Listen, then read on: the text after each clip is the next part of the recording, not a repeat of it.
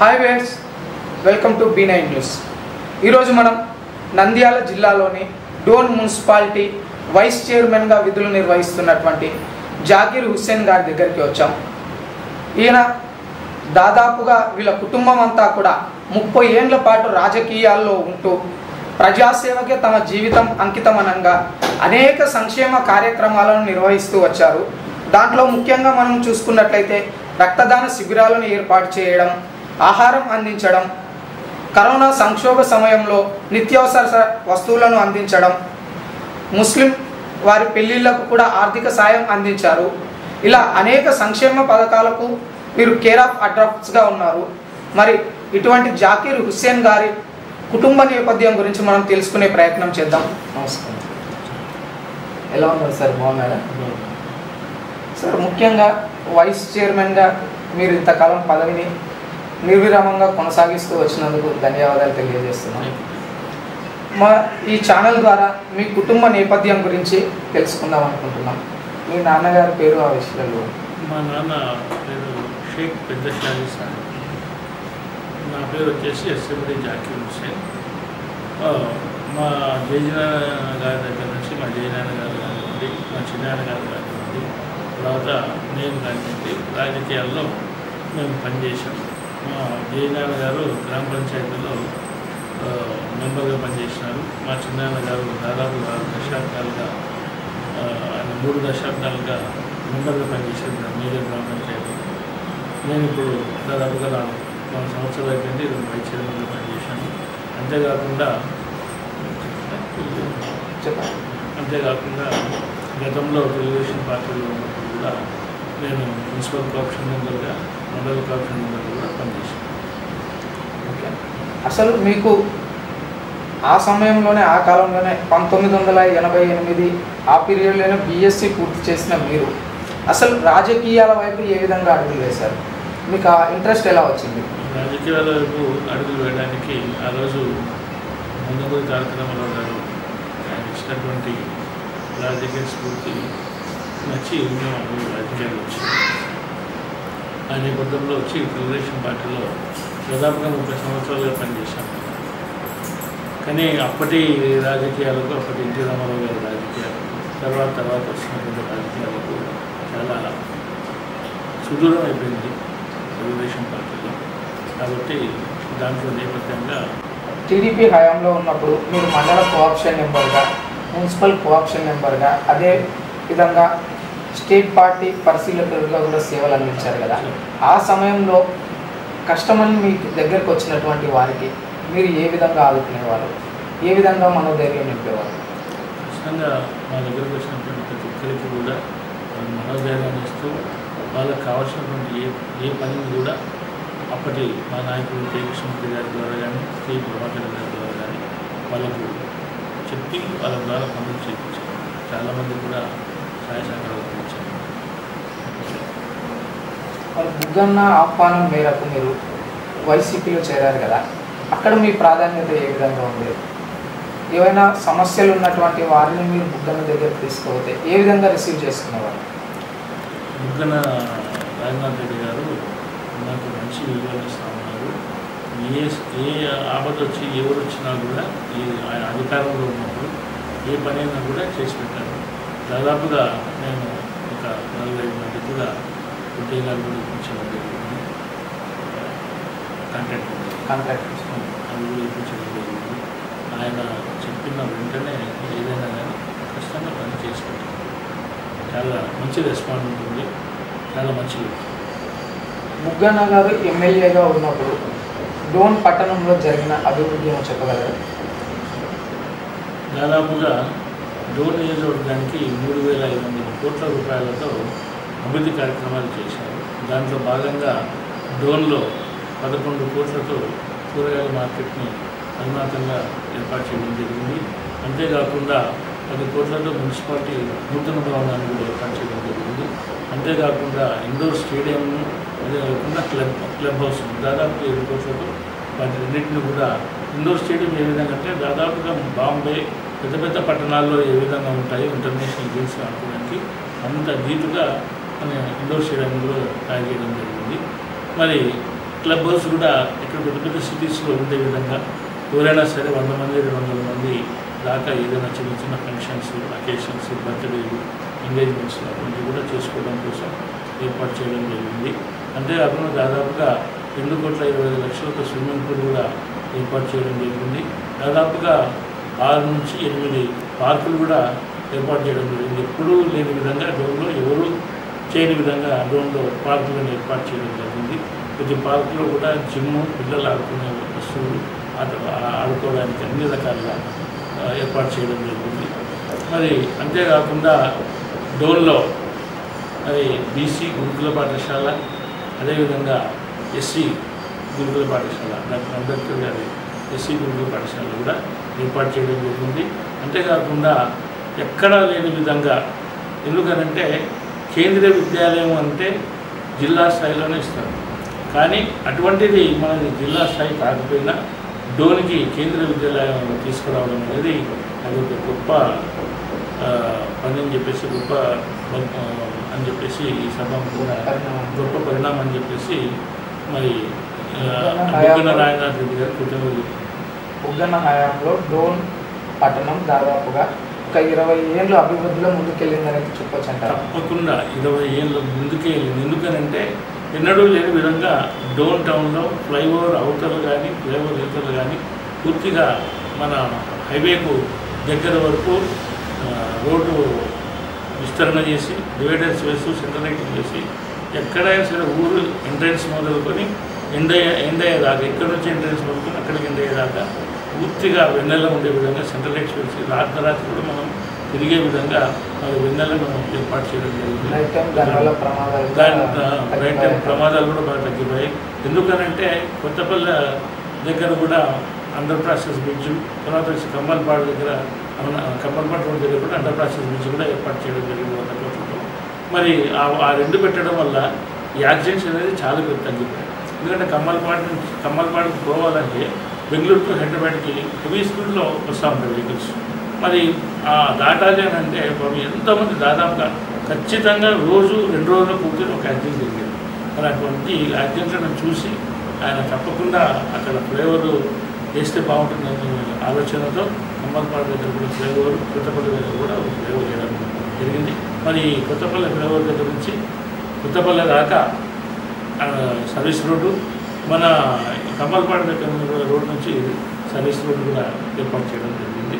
మరి ఎన్నో రకాలుగా ఆలోచన చేస్తూ దాదాపుగా 30 కోట్ల రూపాయలతో మరి ఏరియా హాస్పిటల్, దాదాపుగా అధునాతనమైనటువంటి చాలా పెద్ద హాస్పిటల్ మరి కట్టడం జరిగింది. దాదాపుగా 24 రకాల డాక్టర్లు అక్కడ హాస్పిటల్లో. మరి ఆ ఏరియా హాస్పిటల్ని కూడా బుగ్గన రాజనాథ్ రెడ్డి గారే దాన్ని ఏర్పాటు చేయడం జరిగింది. మరి ఆ భవనం కూడా ఎంత ముచ్చటగా ఉంటుందంటే దాదాపుగా ఎక్కడా కూడా ఉండదు రాష్ట్రంలో. మరి ఆయన ఐడియాలజీ, ఆయన ఒక ఇది అనేది చాలా బాగుంటుంది. మా బిల్డింగ్స్ చూస్తే కూడా మనం ఇక్కడ ఉన్నామా, ఏదైనా విదేశాల్లో ఉన్నామా అనే విధంగా ఉంటుంది. ఎందుకంటే ఇప్పుడు హాస్పిటల్ కట్టడం వల్ల ఎంతమంది అంటే దాదాపుగా చాలామంది కూడా అక్కడికి ప్రమాదాలు జరిగిన వాళ్ళు కానీ, మామూలుగా ఏదైనా జరిగిన వాళ్ళు కానీ అక్కడికి వస్తూ ఉన్నారు. మంచి డాక్టర్లు, ఆర్థోపెడిక్ డాక్టర్లు కానీ, గైనకాలజీ డాక్టర్లు కానీ మంచి డాక్టర్లు ఉన్నారు. దాదాపుగా 24 మంది డాక్టర్లు. ఇదంతా కూడా వర్కౌట్ జరుగుతుంది. చాలా బాగుంది హాస్పిటల్ కూడా. మరి అంతేకాకుండా మరి డోన్కి కూడా అగ్రికల్చర్ పాలిటెక్నిక్ కాలేజీ, అంతేకాకుండా హార్టికల్చర్ పాలిటెక్నిక్ కాలేజ్ కూడా శాంక్షన్ చేయడం జరిగింది. దురదృష్టవశాత్తు మా డోన్ వారు దురదృష్టవశాత్తు ఎన్నికలు అయిపోవడం వల్ల వాటిని అదేవిధంగా ఆగిపోవడం జరిగింది. అవి శాంక్షన్ అయినాయి, పనులు ప్రారంభం కాలేకపోయింది అనే విధంగా అది అట్లే వెనక్కి పడిపోయినాయి. అంతేకాకుండా మరి నంద్యాల హైవే నుంచి ఇటు మెడ్రాస్ హైవే టు బెంగళూరు హైవేకి మన కనెక్టెడ్ చేయడం జరిగింది. మన సోమయాజుల బల దగ్గర నుంచి మన డోన్కు అలా హైవే కనెక్ట్ చేయడం జరిగింది. మరి అది కూడా దాదాపుగా 680 కోట్ల రూపాయలు, దాదాపు 700 కోట్ల రూపాయలతో ఆ హైవే కూడా తీసుకురావడం జరిగింది ఆయన. అంతేకాకుండా డోన్ నియోజకవర్గానికే ఒక పైలట్ ప్రాజెక్టుగా మరి రాష్ట్రంలో 3 ఉద్యానము, పులివెందుల, డోన్ ఈ పైలట్ ప్రాజెక్టుగా అంటే ప్రతి ఇంటికి ప్రతి గ్రామానికి ప్రతి ఇంటికి ఈ డోన్ నియోజకవర్గంలో ఉన్నటువంటి ప్రతి గ్రామానికి ప్రతి ఇంటికి కూడా నీటి వసతి కల్పించాలనే ఉద్దేశంతో గోరుకల్ రిజర్వాయర్ దగ్గర నుంచి 350 కోట్ల రూపాయలతో మరి మంచినీటిని కూడా తీసుకోవడం జరిగింది. ఆ గోరుకల్ రిజర్వాయర్ మంచినీళ్ళు కూడా దాదాపుగా పైప్ లైన్లు డోన్ నియోజకవర్గము డోన్ మండలము ప్యాపిలి మండలము బేల్చర్ల మండలము అన్ని వర్కులు జరిగాయి. బేదంచర్ల టౌన్ దాకా నీళ్ళు వచ్చాయి. టౌన్ నుంచి కూడా డోన్ దాకా నీళ్లు రావడానికి కూడా పనులు జరుగుతూ ఉంది. కాబట్టి మనకు డిస్టిలరీ వాటర్ కంటే తేటగా ఉంటుంది, అంత మంచి నీళ్ళు తీసుకురావడం జరుగుతూ ఉంది.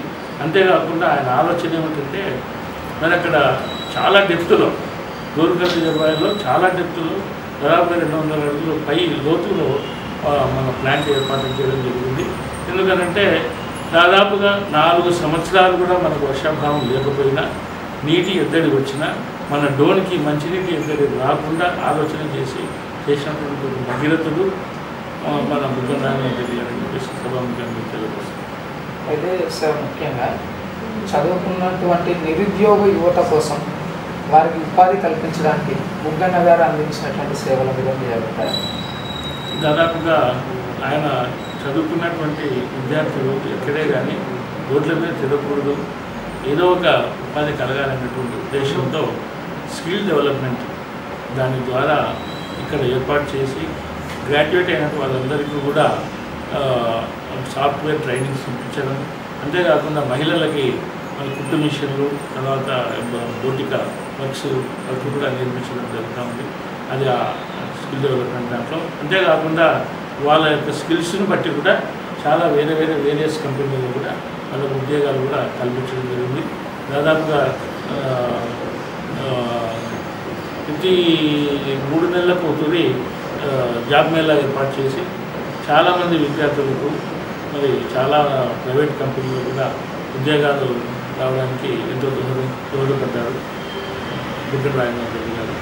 మరి అదేవిధంగా మరి ఇక్కడికి ఈ యొక్క రెడీమేడ్ కంపెనీలు కూడా తీసుకురావాలనే ఉద్దేశం, బట్టలు మెటీరియల్స్ ఉంటాయి కదా, బట్టలు రెడీమేడ్ కంపెనీస్ తీసుకురావడం వల్ల ఇక్కడ కుట్టు మిషన్లు నేర్చుకున్నటువంటి మహిళలు కావచ్చు, తర్వాత మగవాళ్ళు కావచ్చు, డైలీ వాళ్ళు అక్కడి నుంచి వాళ్ళు రెడీమేడ్ ద్వారా డ్రెస్సింగ్ కుట్టడం వల్ల దాదాపుగా 1000 నుంచి 2000 రూపాయలు రోజుకు ఆర్థికంగా సంపాదించుకునే విధంగా అది కూడా ఏర్పాట్లకు పూర్తిగా సంసిద్ధం చేశారు.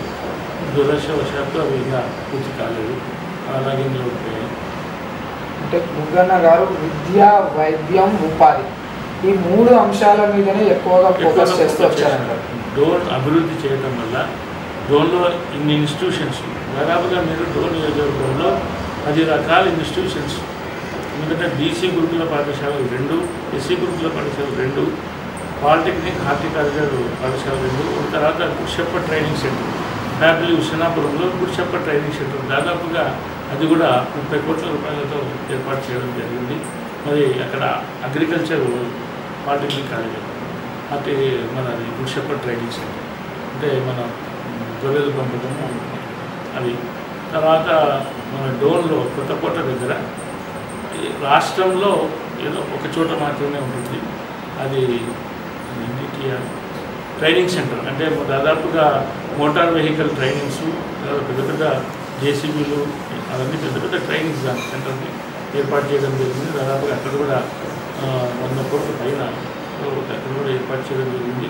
ఇనాగ్రేటెడ్కి ఉన్న సమయంలోనే ఎలక్షన్ కావడం, అది అలాగే కొన్ని చిన్న పనులు ఆగిపోయింది. మరి డోన్ నియోజకవర్గానికి ఇన్ని సేవలు అందించినటువంటి బుగ్గన్న గారిని ఎందుకు ప్రజలు తిరస్కరించారు?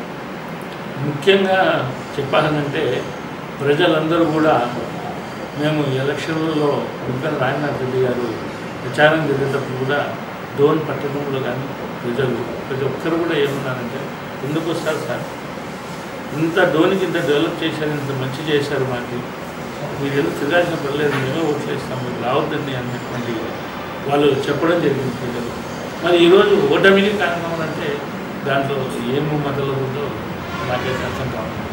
దాదాపుగా ఓటమి జరిగిన ప్రతి రోజు మేము ఎక్కడికైనా పోతే కూడా మా బుగ్గన గారు కూడా వస్తే కూడా, అన్నా మేము మీకు ఓట్లు వేసినామన్నా, మేమైతే అన్యాయం చేయలేదన్నా, మీకు ఓటు వేసినాం, మరి ఏం జరిగిందో ఏం లేదో ఈ న్యూస్లో ఇక మేమైతే మీకు చేసినాం సార్ అని చెప్పేసి పాపం ప్రతి ఒక్కరు కూడా ఎందుకంటే ప్రజలు చెప్తా ఉన్నారు. జనాల్లోకి మేము వెళ్ళి చూసినట్లయితే కేవలం కూటమి సర్కార్ అధికారంలోకి రావడానికి కొన్ని చీకటి ఒప్పందాల వల్లనే జగన్ పార్టీని ఓడించాలనే ఈ విధంగా ఈవీఎంల ట్యాంపరింగ్ జరిగింది అని కూడా వినిపిస్తుంది.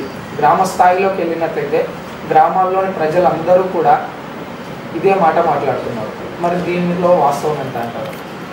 దాదాపుగా దీంట్లో అయితే వాస్తవమే అనిపిస్తుంది. ఎందుకనంటే చాలామంది ఎంపీలు ఎమ్మెల్యేలు దాదాపు 6 మంది హైకోర్టుకు పోయి సుప్రీంకోర్టుకు పోయి కూడా ఈసీ వాళ్లకు ఆర్డర్ తీసుకుని వచ్చారు. మీరు ఈవీఎంలలో ఉన్నటువంటి ఈవీఎంస్లో పోలైనటువంటి ఓట్లు తర్వాత ప్రింట్ అవుతాయి కదా బ్యాలెట్స్, ఈవీఎంలలో ప్రింట్ అయిన బ్యాలెట్లు ఏ పార్టీలకు వచ్చిన ఓట్లు ఇక్కడ ప్రింట్ అయినటువంటి బ్యాలెట్ ఓట్లు రెండు అన్నీ టాలీ చేయండి, టాలీ చేస్తే అప్పుడు తెలుస్తాయి అని చెప్పేసి చెప్పారు. అంతేకాకుండా ఏమవుతుందనంటే మీరు ఈవీఎంలలో చూస్తే 800 ఓట్లు పోల్ అంటే 200 ఓట్లు ఎక్కడో వేసింటారు, 200 ఓట్లు తీసుకొచ్చి కలిపింటారు. సిస్టంలో చూస్తే చాలా చోట్ల మనం మీడియాలలో వినడం జరుగుతుంది. నిజంగా ఈవీఎంలో అయితే ట్యాంపరింగ్ జరిగిందని వాస్తవమే జరుగుతుంది. ఎందుకనంటే ఈసీ వాళ్ళకి ఆదేశం చేస్తే సుప్రీంకోర్టు వాళ్ళు కానీ హైకోర్టు వాళ్ళు కానీ వాళ్ళ ఆదేశాలను తిరస్కరిస్తూ మరి ఈవీఎంలను పెట్టి మాస్ ఓటింగ్ చేసి అప్పుడు చూపిస్తారు. చెప్పింది ఏంటి, జరిగినటువంటి పోలింగ్ జరిగినటువంటి ఏవైతే ఈవీఎంస్ ఉన్నాయో ఆ ఈవీఎంస్ తీసి వాటిలో పోలైన ఓట్లు వాటి ద్వారా ప్రింట్ అయినటువంటి బ్యాలెట్ ఉన్నాయో వాటిని టాలీ చేయండి, అప్పుడు ఎవరికి ఎంత ఓట్లు వచ్చినాయి, నిజమెంత అబద్ధమెంత, ట్యాంపరింగ్ జరిగిందా లేదా బయటపడుతుందంటే వాళ్ళు అది కాకుండా కొత్త ఈవీఎంస్లో ఓటింగ్ వేయించి మాస్ ఓటింగ్ చేసి దాన్ని అక్కడికక్కడే దాన్ని ఇది చేయడం జరిగింది. మరి ఎంతవరకు సబబు అది, ఎంతవరకు వాళ్ళు నిజాయితీ ఉందో మనం అర్థం చేసుకోవచ్చు. జగన్ హయాంలో ప్రజలకు అందినటువంటి సంక్షేమ పథకాలపై మీ అభిప్రాయం? రాష్ట్ర వ్యాప్తంగా జగన్మోహన్ రెడ్డి గారు భారతదేశంలోనే ఏ ముఖ్యమంత్రి చేయని విధంగా సంక్షేమ పథకాలు ప్రతి ఇంటికి, అసలు సచివాలయ వ్యవస్థను ఏర్పాటు చేసి వాలంటీర్ల ద్వారా ప్రతి ఇంటికి మొదట్లో కొన్ని సంవత్సరాలు కిందట మరి ఏ గవర్నమెంట్ వచ్చినా కూడా మన రేషన్ కార్డు తెచ్చుకోవాలంటే ఎవరి దగ్గరికి పోవాలా, ఎవరి దగ్గర అప్లై చేయాలనేటువంటిది కూడా తెలియని వాళ్ళు ఉన్నారు జగన్మోహన్ రెడ్డి సీఎంగా అయిన తర్వాత.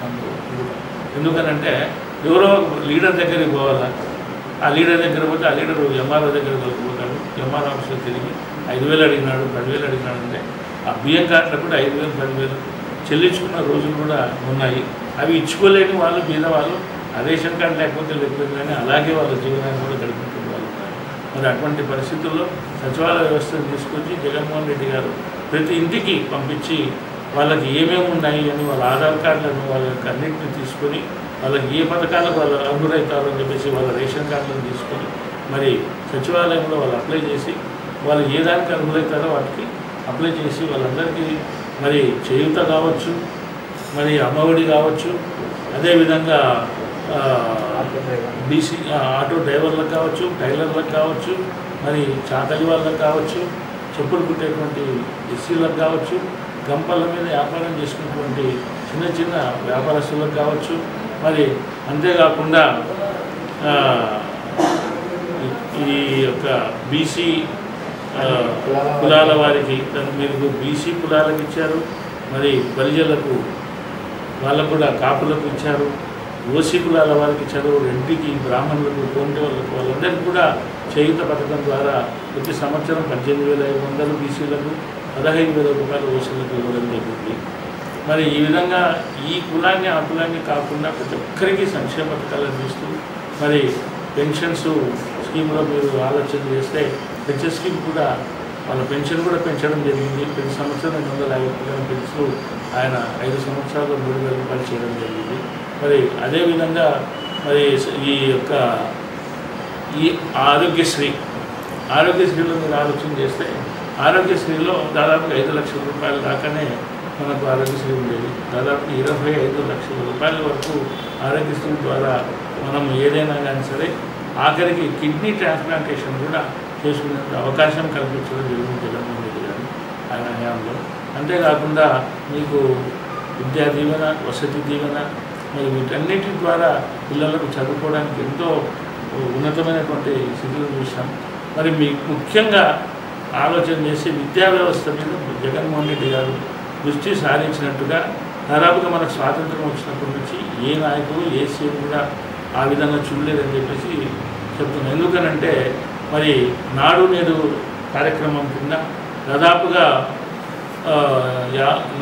ఎన్నో 12,000 స్కూల్స్ని 12,018 స్కూల్స్ని రీమోడలింగ్ చేస్తూ మరి ప్రతి స్కూల్ కూడా పెయింటింగ్, మరి స్కూళ్ళలో బెంచులు, టేబుల్స్, అంతేకాకుండా కార్పొరేట్ స్కూళ్ళకు ధీటుగా మరి మినరల్ వాటర్ ప్లాంట్ అని కూడా ఏర్పాటు చేసి పిల్లలు మినరల్ వాటరే తాగాలని ఆలోచన పెడుతూ మరి జగన్మోహన్ రెడ్డి గారు ఎవరైతే కార్పొరేట్ స్కూళ్ళలో పిల్లలు చదువుకుంటున్నారో వాళ్ళకి ధీటుగా మరి పిల్లలకు స్కూల్ డ్రెస్సులు కానివ్వండి, బ్యాగులు కానివ్వండి, నోట్బుక్స్ కానివ్వండి అన్నీ కూడా ఏర్పాటు చేసి షూస్, టైస్ మరి అన్నీ కూడా కార్పొరేట్ స్కూళ్ళకు ధీటుగా గవర్నమెంట్ స్కూళ్ళను తయారు చేసి, అంతేకాకుండా 6th to 10th digital IIFL బోర్డులను కూడా ఏర్పాటు చేసి డిజిటల్ బోర్డులతో మరి వాళ్ళకి ఎడ్యుకేషన్ విధానం తీసుకొచ్చారు. అంతేకాకుండా కార్పొరేట్ స్కూళ్ళలోనే ఇంగ్లీష్ మీడియం ఉండేది.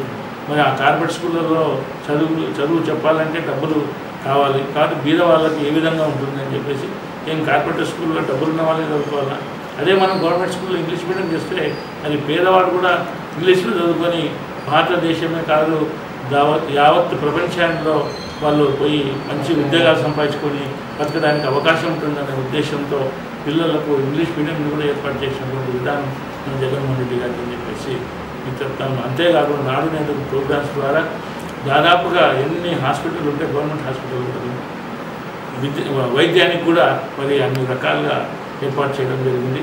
దాదాపుగా 4,200 ఏరియా హాస్పిటల్ కూడా కట్టించడం జరిగింది మన రాష్ట్రంలో మన జగన్మోహన్ రెడ్డి గారు. అంతేకాకుండా మనకు స్వాతంత్రం వచ్చినప్పటి నుంచి కూడా కంబైన్డ్ 2 రాష్ట్రాలకు తెలుగు 2 రాష్ట్రాలకు కలిపి 12-17 మెడికల్ కాలేజీలు ఉండేటివి. మరి ఈరోజు విభజన కాబడినటువంటి ఆంధ్రప్రదేశ్కే దాదాపుగా మళ్ళీ కొత్తగా 17 మెడికల్ కాలేజీలు కూడా తీసుకురావడం జరిగింది. దాంట్లో భాగంగా 5 మెడికల్ కాలేజీలు కూడా పూర్తి చేయడం జరిగింది. మరి ప్రతి మెడికల్ కాలేజీకి 150 సీట్లు అంటే 750 సీట్లు మనకు పెరిగాయి. అదే 17 కాలేజీలు అయితే మరి దాదాపుగా 2,000 పైచిలకు సీట్లు కూడా పెరుగుతాయి. మన రాష్ట్రంలో చదువుకున్నటువంటి విద్యార్థులకు సీట్లు కూడా వాళ్ళకు కూడా బాగా అందుతాయి, కొంచెం మెరిట్ తగ్గినా కూడా అని చెప్పేసి మనం ఈ సభాముఖంగా తెలియపరుస్తున్నాము.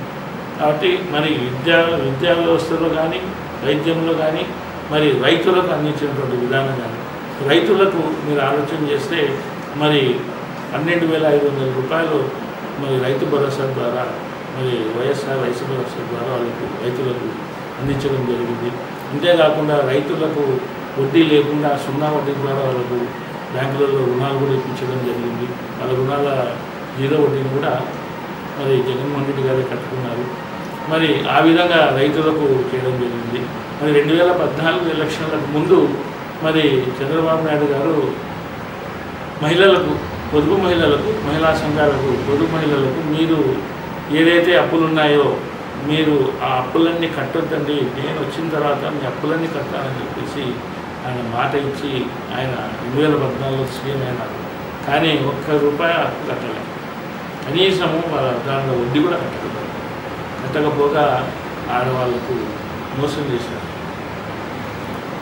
మరి జగన్మోహన్ రెడ్డి గారు మాట ఇవ్వకపోయినా మరి మహిళలు పాపం బ్యాంకుల్లో వాళ్ళకు విలువలు తగ్గిపోయి వాళ్ళకు వడ్డీ డబ్బులు ఇవ్వడం లేదు, వాళ్ళకు లోన్లు ఇవ్వడం లేదు, చాలా సతమతమవుతున్నారని చెప్పేసి ఆయన ఏదైతే ఆయన ప్రచారంలో వచ్చినప్పుడు మహిళలు వాపోతే దాన్ని దృష్టిలో పెట్టుకొని మరి ఆయన ఆ రోజు పొదుపు మహిళలకు ఆసరా పథకం ద్వారా 4 విడతల్లో వాళ్ళ అప్పులన్నీ కూడా కట్టేయడం జరిగింది, వడ్డీతో సహా. దాదాపుగా 15,000 పైచిలుకు కోట్ల రూపాయలు కట్టడం జరిగింది. మరి ఈ విధంగా జగన్మోహన్ రెడ్డి గారు చెప్పినవి చెప్పనివి అన్నీ కూడా చేస్తున్నారు. మరి సూపర్ 6 మరి హామీ ఇచ్చారు కూటమి ప్రభుత్వం. సూపర్ 6 రావడానికే సూపర్ 6 కానీ ఇది మభ్యపెట్టడానికి మాత్రమే ప్రజలు అంటున్నారు. సూపర్ 6 ఇవ్వలేమని చంద్రబాబు చేతులు ఎత్తేస్తున్నారు అనేది కూడా వింటున్నారు. మరి దీని మీద అభిప్రాయం అదే చెప్తున్నారు కదా. ఆయన ఏమన్నారు, నేను సంపద సృష్టిస్తాను, సంపద సృష్టించి పేద ప్రజలకు పంచుతాను అని చెప్పాడు. మరి అదే ఎందుకు మీరు అమ్మకు వందనం మరి ఇవ్వడం లేదు పిల్లలకు? మీరు ఎందుకంటే అమ్మకు వందనం ద్వారా ఇంట్లో ఎంతమంది పిల్లలు ఉంటే అంతమందికి ఇస్తానని చెప్పారు. మరి పిల్లలకు స్కూల్లో పంపిస్తూ ఉన్నారు, మరి వాళ్ళకు ఫీజులు కట్టుకునేది ఉంది, వాళ్ళని బుక్స్ ఇవ్వలేరు, స్కూల్ డ్రెస్సులు ఇవ్వలేరు, వాళ్ళు చాలా ఇబ్బంది పడుతూ ఉన్నారు. ఏ విధంగా అంటే డబ్బులు లేవు, మరి ఏం చేయమంటారు? మరి డబ్బులు మరి సంపద సృష్టిస్తామన్నారు కదా మీరు. అంటే ఏదైనా ఉంటే ఆలోచన నా చెవులో వచ్చి చెప్పండి, ఆ సంపద ఎలా సృష్టిస్తారు? మరి 40 ఏళ్ళు 50 ఏళ్ళ అనుభవం కలిగినటువంటి 3 తూరు 4వ తూరు ముఖ్యమంత్రిగా పనిచేసినట్టు అంటే చంద్రబాబు నాయుడు గారు మరి ఆ విధంగా ఆ రోజు సూపర్ 6 పథకాలు ఇస్తానని చెప్పేసి సంపద సృష్టిస్తానని చెప్పి ఈరోజు ఈ విధంగా మాట్లాడటం అంత పెద్ద మనిషికి తగునని చెప్పేసి దీని ద్వారా నేను తెలియజేస్తున్నాను. ముఖ్యంగా ఈ కూటమి ప్రభుత్వం అధికారంలోకి రావడానికి ఒకవైపు బీజేపీ, టీడీపీ, జనసేన ముగ్గురు కలిసి ఆడినటువంటి ఒక నాటకం మాత్రమే అనేది ప్రజల నుంచి వినిపిస్తూ ఉంది. అసలు పవన్ కళ్యాణ్ వల్లే వైసీపీ ఓడిపోయిందనే ప్రచారం కూడా జరుగుతుంది. మరి దీనికి మీరు ఒప్పుకుంటారా? అంటే ముఖ్యంగా ఏం చెప్తామనంటే పవన్ కళ్యాణ్ వల్లనే అనేది కాదు, కానీ పవన్ కళ్యాణ్ కూడా ఒక కారణం. అంటే వాస్తవానికి ఇక్కడ ఏం జరిగిందంటే పవన్ కళ్యాణ్, బీజేపీ, చంద్రబాబు నాయుడు, లోకేష్ అనే దానికంటే కూడా ముఖ్యంగా ఈ కూటమి ఎవరైతే వాళ్ళు ఉన్నారో చంద్రబాబు నాయుడు కావచ్చు, పవన్ కళ్యాణ్ కావచ్చు, వాళ్ళు ఏం చెప్పారంటే వాలంటీర్లకు 10,000 ఇస్తాం మీకు అని చెప్పారు. అంటే వాలంటీర్ల ఓట్లు ఎక్కడ పోతాయి? 2,60,000 చిల్లర ఓట్లు, 2,60,000 మంది పైన వాళ్ళు ఉండేవి వాలంటీర్లు. ఆ 2,60,000 మంది కుటుంబాలు అంటే ఎన్ని లక్షల ఓట్లు అవుతాయి. కాబట్టి మీకు 10,000 ఇస్తాం, ఏం కాదు వాళ్ళ పరిధిలో ఉన్న ఓట్లు మీకు 10,000 ఇస్తామన్నారు. వాళ్ళని మబ్బు పెట్టింది, వాళ్ళు సర్లే అంటున్నారు. 10,000 ఇస్తాను అడిగా చంద్రబాబు నాయుడు అని చెప్పేసి నమ్మినారు. మరి వాలంటీర్లు అసలు వ్యవస్థనే లేను అంటున్నారు కదా. అది ఇప్పుడు అది వ్యవస్థలో లేదంటే సచివాలయ వ్యవస్థలో వాలంటీర్లు ఉన్నారు, వాళ్ళకి ఐడి నెంబర్లు ఉన్నాయి, వాళ్ళన్నింటికి కూడా వాళ్ళ జీతాలు పడ్డానికి కూడా ప్రభుత్వం మాత్రం వాళ్ళని ఉద్యోగులుగా తీసుకోలేమంటుంది. వాళ్ళు ఆ విధంగా చెప్తా ఉన్నారు. ఎందుకంటే ఎలక్షన్ల ముందర ఎలక్షన్ కోడ్ రావడంతో ఏం చెప్పినారు, ఈసీకి వాలంటీర్లు మీరు పంపిస్తున్నారు, వాలంటీర్ల ద్వారా మీరు ప్రచారం చేస్తున్నారు, వాలంటీర్ల ద్వారా మీరు ఇది చేస్తూ ఉన్నారు, వాలంటీర్లను వీళ్ళు ఏజెంట్లుగా ఉపయోగించుకుంటున్నారు, వాలంటీర్ల ద్వారా ఓట్లు వేపిస్తున్నారు, వాలంటీర్లు పోయి డబ్బులు పంచుతున్నారు, వాలంటీర్ల ద్వారా వీళ్ళు డబ్బులు పంచి మళ్ళీ ఓట్లు వేసుకోవడానికి ప్రయత్నం చేస్తూ ఉన్నారని చెప్పేసి వాలంటీర్ల మీద లేని పోని మాటలు చెప్పి అసలు వాలంటీర్లు పవన్ కళ్యాణ్ గారు అయితే వాలంటీర్లు మరి విధవలు, ఒంటరి మహిళలు, అమ్మాయిలను కూడా వాళ్ళు తీసుకుపోయి రేపులు చేసినారు. అమ్మాయిలు కూడా మరి ఎన్నో రకాలుగా వాళ్ళ మీద అపోహలు వేయడం కూడా జరిగింది. అది హైకోర్టులో కూడా ఇప్పుడు కేసు కూడా వేసినట్టున్నారు.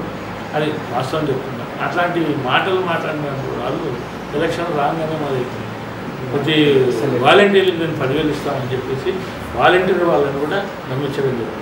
అంతేకాకుండా 3,000 రూపాయలు వచ్చే ముసలమ్మలకు అందరికీ కూడా అవాతాతలందరికీ 4,000 ఇస్తా ఉన్నారు. మరి అమ్మకు వందనం ద్వారా ఎంతమంది పిల్లలు ఉంటే అంతమంది పిల్లలకి మరి 15,000 ఇస్తానని చెప్పి ఈరోజు వరకు కూడా 10 నెలలు అయినా కూడా 1 రూపాయి ఇవ్వలేదు. మరి ఎంతవరకు సబబు? మరి అంతేకాకుండా ప్రతి మహిళకు మహిళానిధి కింద ప్రతి మహిళకు ఎంతమంది మహిళలు ఉంటే 18 ఏళ్ళు దాటినటువంటి 19 సంవత్సరాల నుంచి 59 సంవత్సరాలు ఉన్నటువంటి ప్రతి మహిళకు కూడా 1,500 రూపాయలు ఇస్తానని చెప్పేసి చెప్పారు. మరి ఎవరికి ఇస్తున్నారు? ఎవరికైనా ఈరోజు వరకు 10 నెలలు అయితే 1 రూపాయి ఇచ్చారా? మరి అంతేకాకుండా మరి నిరుద్యోగ భృతి మీ అందరూ ఇప్పుడు వాలంటీర్లు 2,60,000 మంది వాళ్ళందరూ బీటెక్లు, డిగ్రీలు, ఇంటర్లు, 10th చదువుకున్నటువంటి పిల్లలే. మరి వాళ్ళందరూ నిరుద్యోగులు కాదా? 2,60,000 మంది నిరుద్యోగస్తులు కదా. నిరుద్యోగ భృతి ఇస్తున్నట్టే కదా, నెలకు 5,000 రూపాయలు. మరి నువ్వు 3,000 రూపాయలు ఇస్తున్నాను అన్నటువంటి నిరుద్యోగ భృతి ఎవరికైనా ఒకరికి ఇచ్చావా? ఎవరికైనా ఒకరికి ఇచ్చినా ఈరోజు వరకు? అంతకుముందు చెప్పావు 5 ఏళ్ల కింద 10 ఏళ్ల కింద నిరుద్యోగ భృతి ఇస్తానని చెప్పి ఎవరికి 1 రూపాయలు ఇవ్వలేదు. కనీసం ఈరోజు ఇస్తానన్నావు, అది ఇవ్వలేదు. నిరుద్యోగ భృతి లేదు, మహిళలకు లేదు, మరి ఈ యొక్క ఎవరికి కానీ మహిళలకు మోసమే, తల్లులకు మోసమే, పిల్లలకు మోసమే, తండ్రులకు మోసమే. తండ్రులకు ఏం చెప్పినాడు, నాణ్యమైనటువంటి మద్యాన్ని ఇస్తాను నేను మీ అందరికీ కూడా తక్కువ రేట్లోనే ఇస్తానని చెప్పాను. మరి ఈరోజు 2 కోట్ల మద్యాన్ని రేట్లు కూడా పెట్టడం జరిగింది. మరి ఇంతవరకు అది మద్యము మంచిది, నాణ్యమైన మద్యం అని చెప్పారు. మరి జగన్మోహన్ రెడ్డి గారు ఉన్నటువంటి టైంలో కానీ, చంద్రబాబు నాయుడు అంతకుముందు 14 నుంచి 19 వరకు ఉన్న టైం, తర్వాత 19 నుంచి 24 వరకు జగన్మోహన్ రెడ్డి గారు ఉన్న టైంలో ఉన్నటువంటి ఆల్కలీస్ 6 7 ఉన్నాయి మన ఆంధ్రప్రదేశ్లో. అవే ఆల్కలీస్ ద్వారానే ఈ రోజు వరకు కూడా మరి మద్యాన్ని తీసుకుంటున్నారు. మరి చంద్రబాబు నాయుడు పీరియడ్లో ఇచ్చినటువంటి అదే కంపెనీలు, జగన్మోహన్ రెడ్డి గారి పీరియడ్లో మరి ఇచ్చినటువంటి అదే కంపెనీలు, మరి అప్పుడు జగన్మోహన్ రెడ్డి హయాంలో మరి మంచి మందు కాదు, చెడ్డ మందు, అది జగన్ బ్రాండ్, పూర్తిగా మందు తాగడం వల్ల మనుషులు చనిపోతున్నారు, మరి వాళ్ళకు పక్షవాతం వస్తుంది అనేటువంటి దుష్ప్రచారం చేయడం జరిగింది. అంతేకాకుండా గ్రామాల్లో జగన్మోహన్ రెడ్డి గారు వాళ్ళ పాస్ పుస్తకాలు ఆయన బొమ్మ వేసుకుంటున్నాడని సర్వేలు చేసి వాళ్ళ పొలాల గట్ల మీద రాళ్ళు ఆయన బొమ్మతో రాళ్ళు వేసుకుంటున్నాడని చెప్పేసి ఆయన మరి అన్ని భూములను కూడా తీసుకుపోయి కబ్జా చేసి అన్ని భూములను తీసుకుపోయి కుదపెట్టి డబ్బులు తీసుకురావాలనే ఉద్దేశంతో చేస్తున్నాడనే ఉద్దేశంతో మరి ఆ రోజు ప్రజలతో దుష్ప్రచారం చేయడం జరిగింది, అబద్ధపు నిందలు వేసి. కానీ ఆ ప్రకారంగా ప్రజల్లో రైతులకు కావచ్చు, యువకులు కావచ్చు, ప్రజలందరినీ కూడా మోసం చేసి మభ్యపెట్టి మరి ఈరోజు ఏ పథకాలు ఇవ్వకుండా, ఏది చేయకుండా, మరి నువ్వు ఆ రోజైతే ల్యాండ్ టైటిలింగ్ యాక్ట్ నేను రద్దు చేస్తా అన్నావు, రద్దు చేసినావు.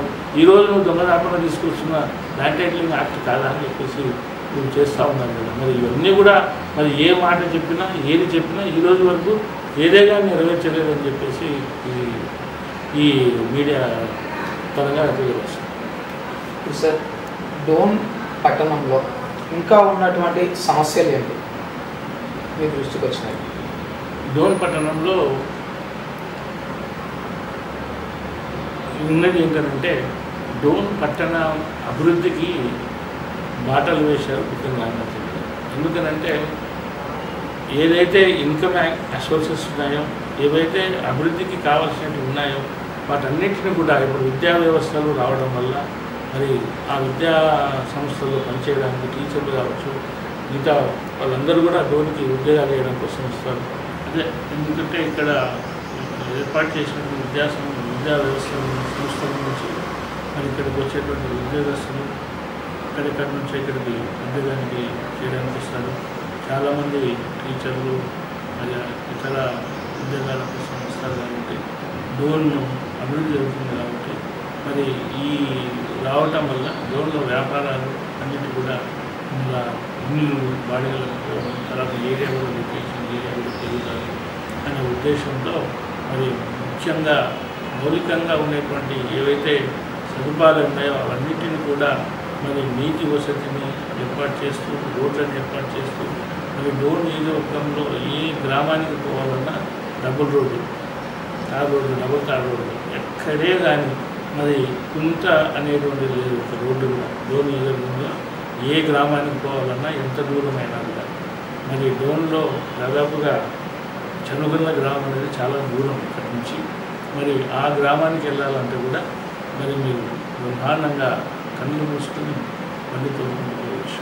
మరి ఈ నియోజకవర్గంలో ఉన్నటువంటి ప్రతి గ్రామానికి రోడ్ల వసతి మరి వీటన్నిటిని కల్పించడం వల్ల గ్రామాల నుంచి అనుసంధానం ఏర్పడుతుంది.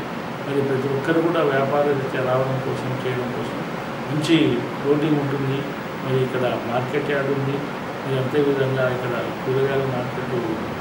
కూరగాయలు కూడా పెద్ద మార్కెట్ ఉంది. మరి అంతేకాకుండా ఫ్యామిలీలో ఇంటిగ్రేటెడ్ మార్కెట్ ఏర్పాటు చేయడం కోసం కూడా దాదాపుగా 100 కోట్ల రూపాయలు, 40 కోట్ల చాలా పెద్ద ఇంటిగ్రేటెడ్ మార్కెట్. అది వాటిని కూడా ప్లాన్ చేయడం జరిగింది. దాని సైట్ కూడా తీసుకోవడం జరిగింది. మరి అది కూడా ఎలక్షన్ రావడం. మరి ఈ విధంగా డోన్ నియోజకవర్గాన్ని, డోన్ని ఎంతో అభివృద్ధి చేసి డోన్ యొక్క విలువలను, స్థలాల విలువలను, డోన్ యొక్క విలువను పెంచే విధంగా బుగ్గన రాజేంద్ర గారు పనిచేశారు. ఇంకా ఏమున్నాయంటే డోన్లో సమస్యలు, డోన్కి కావాల్సినటువంటి అన్నింటినీ కూడా తీసుకొచ్చారు. ఇంటర్నల్గా ఎక్స్టెన్షన్ ఏరియాలు ఉన్నాయి డోన్లో, అంటే వైఎస్ నగర్ కావచ్చు, శ్రీరామ్ నగర్ కావచ్చు, శ్రీనివాస నగర్ కావచ్చు, కొత్త బస్ స్టాండ్ మ్యాక్స్ కావచ్చు. అదేవిధంగా అక్కడ త్రివర్ణ కాలనీలో అక్కడ కొన్ని కాలనీస్ ఉన్నాయి. తర్వాత ఇక్కడ పాతపేటలో ఎక్స్టెన్షన్ ఏరియా ఉంది. వీటన్నిటికి కూడా మరి రోడ్లు, డ్రైన్లు, కల్వర్ట్లు ఇవి ఆగి ఉన్నాయి. వాటన్నిటి కూడా నెక్స్ట్ గడువులో చేద్దామనే ఉద్దేశంతో ఉన్నాయి. ఈ సమస్యలు ఉన్నాయి. డోన్ టౌన్లో వీధులలో డ్రైన్లు, కాలువలు, రోడ్లు.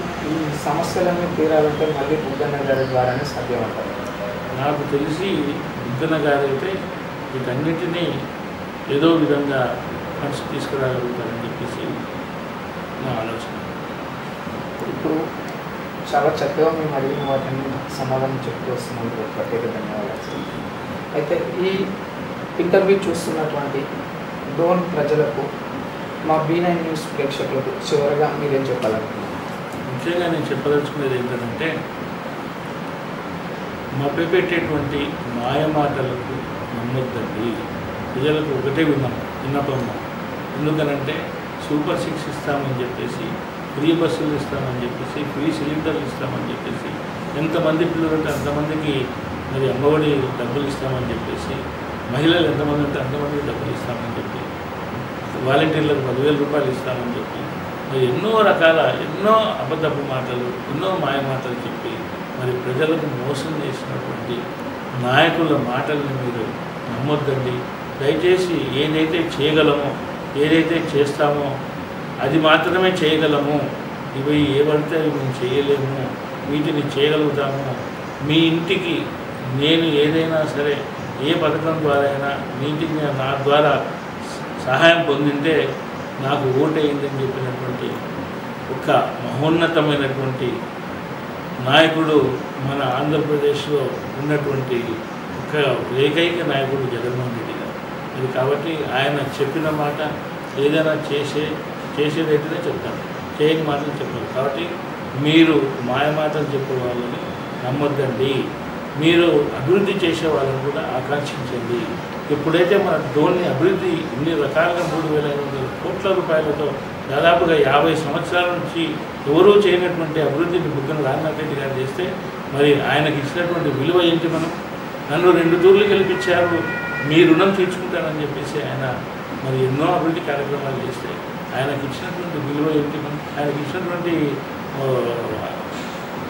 గిఫ్ట్ ఏమి? ఓటమే. మనకు డోన్ని అభివృద్ధి చేసి రాష్ట్రంలోనే, ఏ రాష్ట్రంలో పోయినా కూడా, ఏ దేశంలో పోయినా కూడా డోన్ ఇంత బాగా అభివృద్ధి చెందుతుంది, డోన్ ఇంత బాగా అభివృద్ధి చేశారు, ఇంత ఇది చేశారని చెప్పేసి మన రాష్ట్రంలో ఉన్నటువంటి మంత్రులు, ఎమ్మెల్యేలు అందరూ కూడా మరి బుగ్గన రాజనాథ్ రెడ్డి మీద ఆడిపోసుకున్నారు. మరి ఎవరి మాటలు లెక్క చేయకుండా మన డోన్ అభివృద్ధి చేసినందుకు ఆయనకి ఇచ్చిన గిఫ్ట్ ఓటమే. కాబట్టి మీరందరూ తెలుసుకోవాలా. ఈ ప్రజలందరికీ నా విన్నపం, ఖచ్చితంగా మంచి చేసేవారికి ఓటు వేయాలని చెప్పేసి ఈ ఛానల్ ద్వారా మీ అందరికీ, ఈ ప్రేక్షకుల వాళ్ళందరికీ